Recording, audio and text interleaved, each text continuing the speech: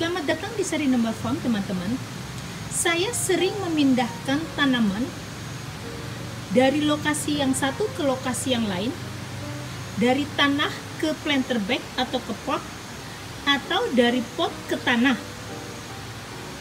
Seorang sahabat bertanya, bagaimana saya bisa melakukannya tanpa tanaman itu menjadi mati atau menjadi hampir mati alias sekarat. Sama seperti manusia, bila kita memindahkan tanaman dari satu tempat ke tempat yang lain, maka tanaman menjadi stres atau shock. Karena habitat yang lama akan diganti dengan habitat yang baru dan tanaman itu belum tentu bisa beradaptasi dengan baik. Jadi tanaman itu sama dengan manusia perilakunya. Ada 7 hal yang teman-teman harus perhatikan ketika memindahkan tanaman dari satu tempat ke tempat yang lain. Dan kami akan menguraikan satu persatu apa elemen tersebut dan bagaimana untuk melakukannya secara efektif. Hal pertama yang harus diperhatikan bila teman-teman mau memindahkan tanaman adalah tanaman itu harus dalam keadaan sehat. Karena dalam masa transisi, ketika dipindahkan dari satu tempat ke tempat yang lain, tanaman itu biasanya mengalami shock dan kemudian menjadi lemah. Bila tanamannya sehat, maka dia akan lemah tetapi akan bisa bangkit kembali. Bila tanamannya tidak sehat, dia akan lemah dan kemudian bisa tambah sakit dan mati. Selanjutnya teman-teman, tanaman yang akan dipindahkan harus dipotong dahulu.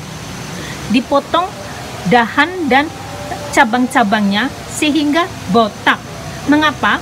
Karena dalam perjalanan tanaman tersebut akan memerlukan air dan nutrisi, dan bila tanaman itu dibotakkan atau dipotong batang dan rantingnya, maka beban untuk tanaman itu akan menipis.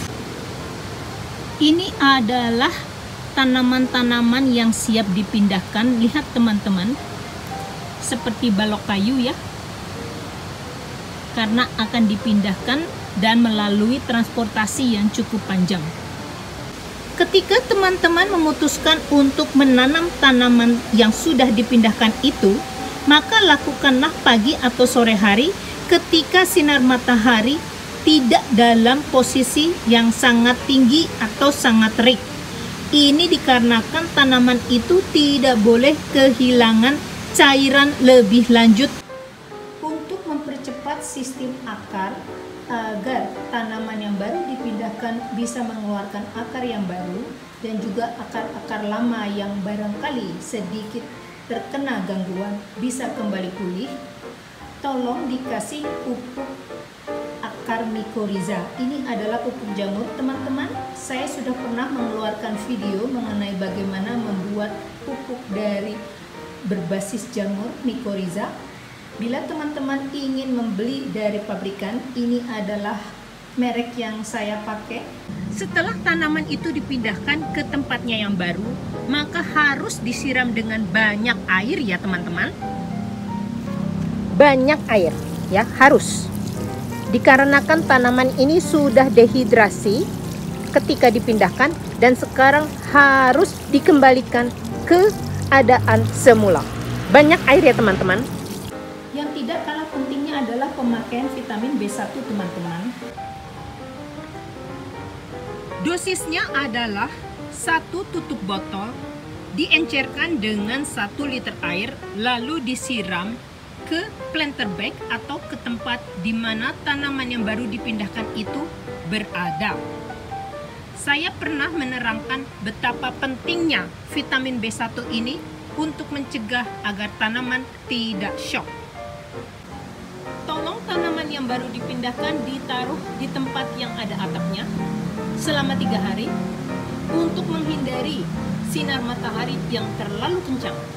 Setelah itu boleh dipindahkan di alam terbuka. Ini adalah tanaman-tanaman yang baru saja saya pindahkan. Lihat teman-teman, hanya seperti balok kayu awalnya memiliki banyak ranting dan dahan, penuh dan rimbun dengan daun. Hanya kayu, lihat. Tetapi setelah beberapa minggu, lihat teman-teman, keluar daun-daun muda, keluar tunas-tunas muda, indah sekali. Sekarang teman-teman sudah tahu apa yang harus diperhatikan ketika memindahkan tanaman.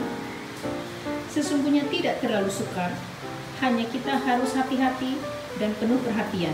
Semoga bermanfaat.